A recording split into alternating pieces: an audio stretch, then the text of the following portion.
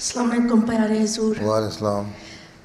आप हर रोज़ काम करते हैं और रेस्ट का टाइम नहीं मिलता, तो आप इतने फ्रेश कैसे कौन कहता लगते नहीं हैं? मिलता रहे? मैं सोता भी हूँ, मैं जैसे खाता भी हूँ, मैं मोस्ट ऑफ बैठता भी हूँ, टाइम आप ऑफिस में मैं होते हैं। ख़बरें भी सुनता हूँ।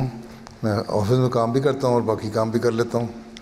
जो नींद है वो भी अपनी पूरी कर लेता हूँ, और जितनी नींद है पूरी करके फ़्रेश हो जाता हूँ। असल में दिमाग की सोच है, अगर आदमी सुस्त हो जाए, नहीं मेरी नींद नहीं पूरी हुई, मैंने अभी और सोना है, मैंने सुस्ती करनी है, हैं, तो फिर कुछ नहीं होता।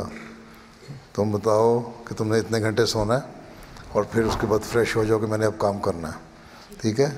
और शक्ल हमेशा मुस्कुराते रहो। अगर हमेशा मुस्कुराते रहोगे ना तो तुम फ्रेश रहोगे।